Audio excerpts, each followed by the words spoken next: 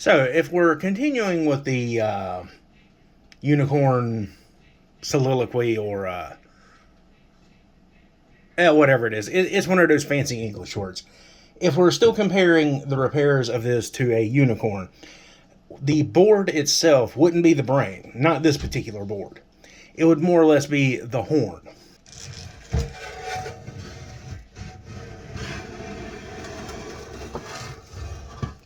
This would be the head. And it's in pretty bad shape.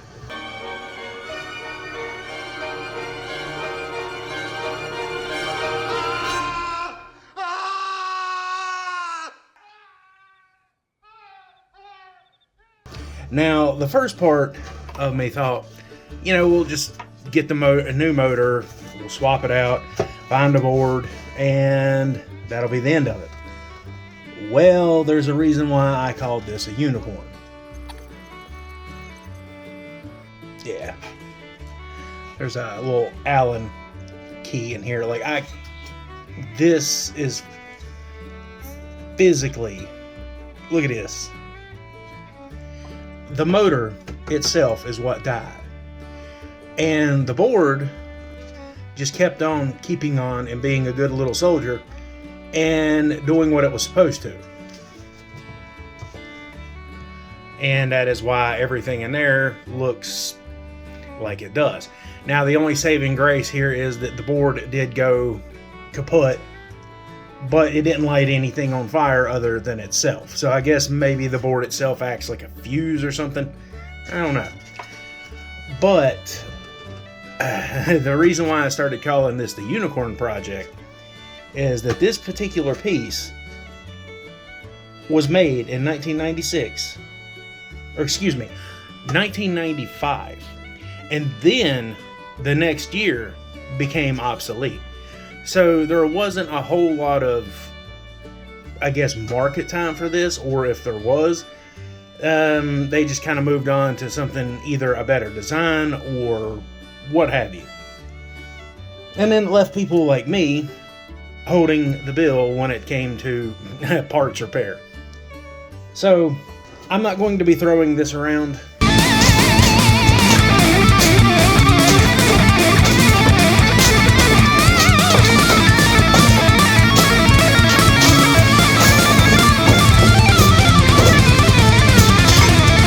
Because this is just such a hard piece to find. And it's not necessarily this piece, it's all the pieces. This box, for instance, I'm pretty sure it's just your Lowe's outlet box or whatever it is, just stamped up here. They want $50 just for this.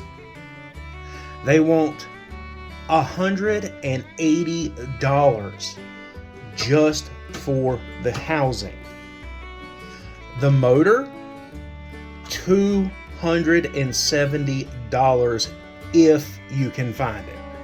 And the little squirrel cage here, this will run you anywhere from $80 to $180. So you have to look for it. You might get lucky and find the parts. I got sort of lucky.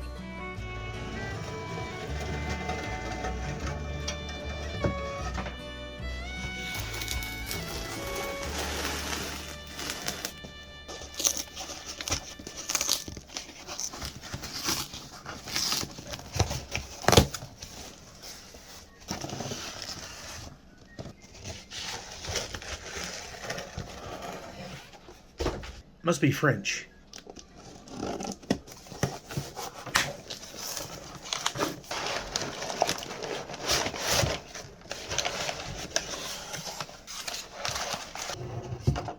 This particular motor ran me in the ballpark of about $150. It is the exact same kind of motor that is in the other fan. I believe it's even the same brand. However, this is a Reman product. and it looks to be a couple of generations or iterations newer because the back of the motor doesn't look entirely the same. And one of my things was I was actually going to try to rebuild the other motor. I've rebuilt alternators and, kind of stuff like that was hard to find before. However, one of my biggest fears is when I pulled this thing off the roof, a bunch of little ball bearings fell out. So it makes me think that the design is integrated and that it's non-serviceable parts, and will eventually, you're just going to be stuck and you will not be able to find this, and you'll just have to replace the whole system anyway. It's just that this was the cheapest solution outside of a whole system replacement. That also brings me to another interesting point. When you buy parts like this, it is very important to visually inspect them when you get them. Now we can see here that it is a flat side on this shaft, so we are good. It is not a completely round one. That was one of the concerns I had when purchasing this. I actually saw a very similar looking motor for cheaper, but it didn't have this machine work here to make it flat for that screw to latch onto. The little styrofoam donut here,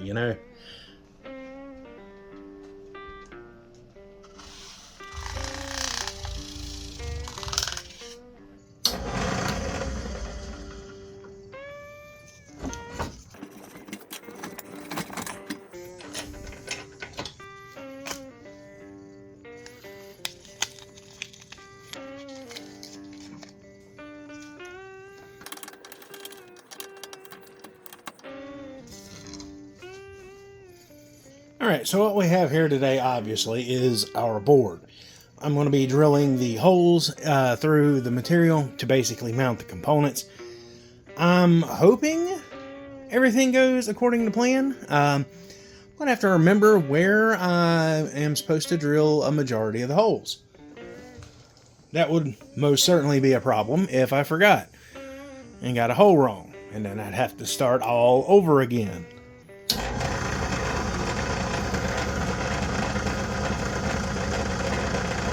Ghost, man.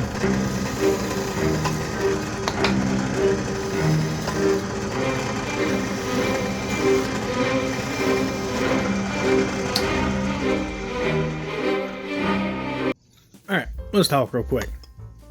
Now, I know my holes, they're a little bit off kilter here. However, the component can bend around a little bit. And something that I've noticed is this is my smallest drill bit, and I don't want to necessarily drill all of the contact pad surfaces. I'm pretty sure that's just a ground, so I'm gonna have to pay attention in future boards.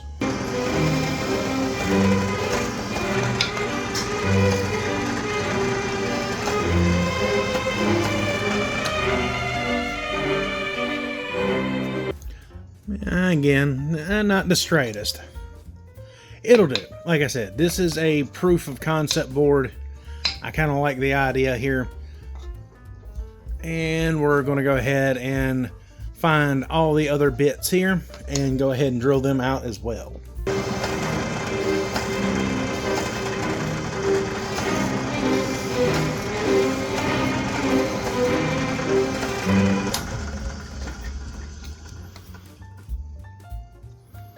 Yeah, I mean, it'll work, but knowing that this was off a little bit, it will definitely help me in the future as well.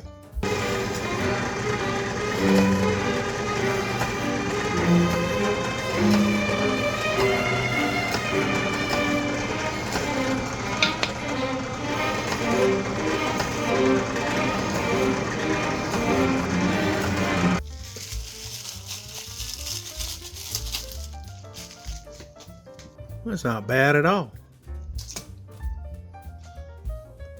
We just need one for right now, though. Oh. Well, that's actually... I love it when things just work out like that.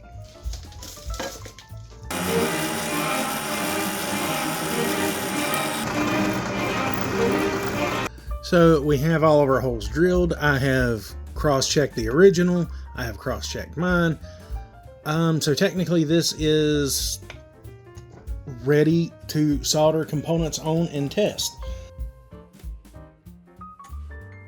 Now, I don't know exactly what part of the video that this is going to go in, because this is one of those things that's been a really long time in the production of. I do not kid when I say months have passed on this project, just because I have had so many other things going on. But this is actually me talking from a past sense of view. Hold on, let me go get the future me. Future. Huh. Well, I guess the future's uncertain, so I guess I'm gonna have to take position on that. Oh well, anyway. So, today, we're going to be populating this board, because this board is going to go in my fan, which died, and, well, you know that whole story. It was pretty bad. So the only thing that I do not have, well, I have, but I need to depopulate, is the 4-pin plug for over here. So I'm going to go ahead and start populating this, and I'll be right back. When you're locked into a serious component collection, the tendency is to push it as far as it will go. I have a whole universe of multicolored resistors, capacitors, transistors even. And boy, let me tell you. So I'm going to pull up on my computer over here the layout. Okay. Now, while this is the sort of newer model of the board, everything on here is exactly the same.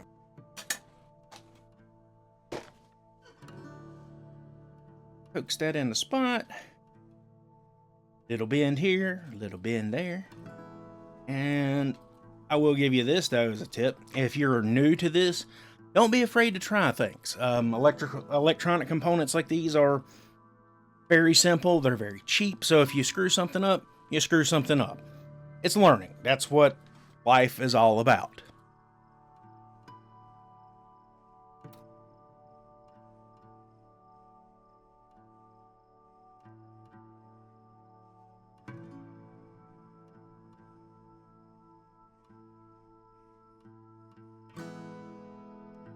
All right, cool deal.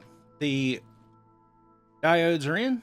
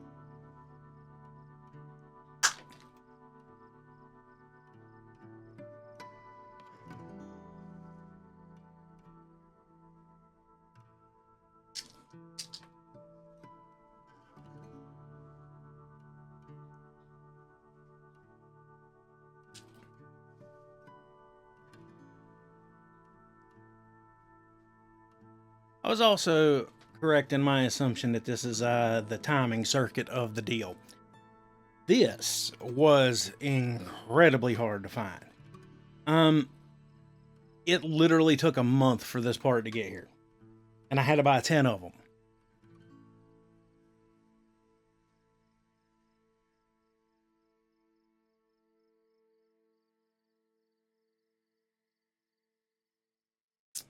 Note to self. Check drill tolerance.